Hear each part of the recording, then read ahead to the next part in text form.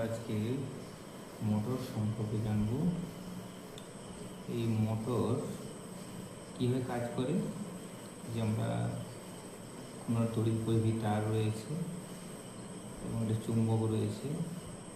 এবার দেখা গেছে যে এই চুম্বকের প্রভাবে এই পরিবাহী তার বিক্ষিপ্ত হয় এবং সেটা ফ্লেমিংয়ের বামহস্ত নিয়ম অনুসারে এটা বিক্ষিপ্ত হয়।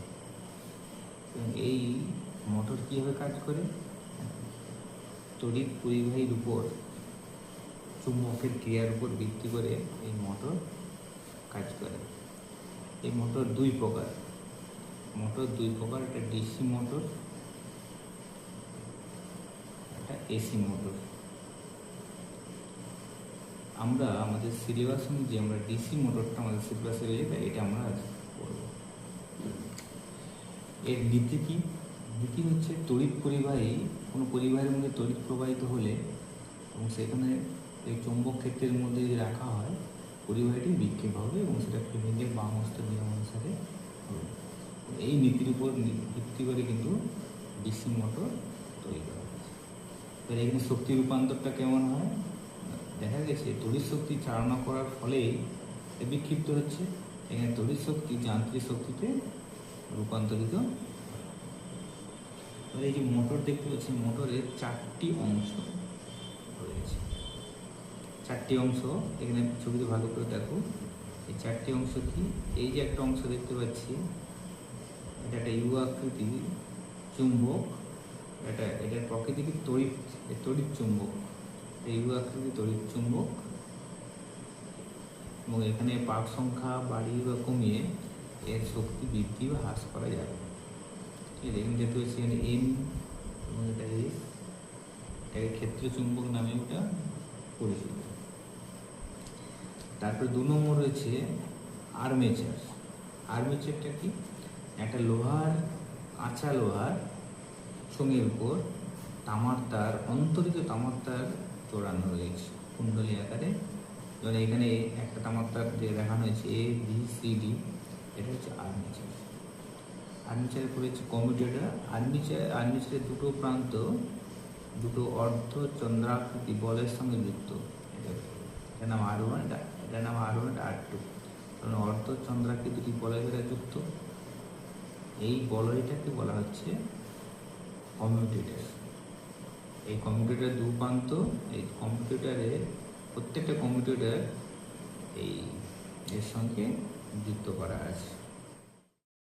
চলে যাচ্ছি আমরা এর কার্যনীতি সম্পর্কে, অর্থাৎ এই মোটর কীভাবে কাজ করে।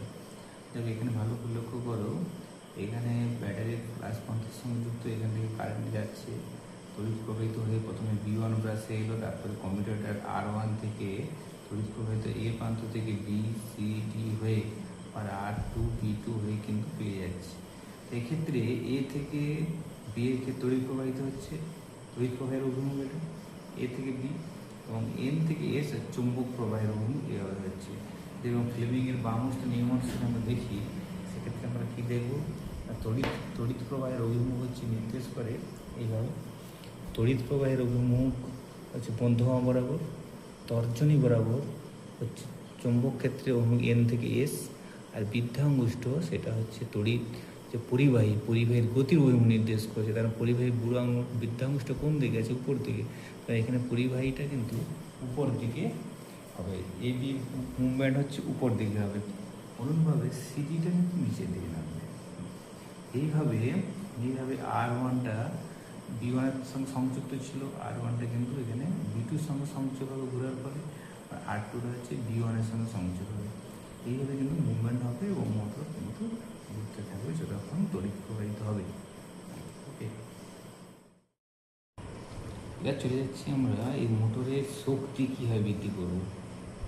শক্তি বৃদ্ধির মোট 3টি উপায় রয়েছে। এখানে যে আর্মেচারটা রয়েছে, আর্মেচারে যদি আমরা পাক সংখ্যা যদি বৃদ্ধি করি, পাক সংখ্যা বৃদ্ধি করলে কিন্তু মোটরের শক্তি বৃদ্ধি করে। 2 নম্বর, এই আর্মেচারের মধ্যে যদি প্রবাহ মাত্রা মানে কারেন্ট যদি বাড়িয়ে দিই, প্রবাহ মাত্রা যদি বাড়িয়ে দিই, সেক্ষেত্রে কিন্তু এই মোটরের শক্তি বৃদ্ধি হবে। 3 নম্বর, এই যে চুম্বকটা যদি আমরা এই চুম্বকটা ব্যবহার করি, শক্তিশালী তড়িৎ চুম্বক হয়। এই শক্তিশালী তড়িৎ চুম্বক হলে কিন্তু এক্ষেত্রে মোটরের শক্তি সম্ভব। এই তিনটে উপায়ে মোটামুটি মোটরের শক্তি বৃদ্ধি করা যায়। আজকে এই পর্যন্ত।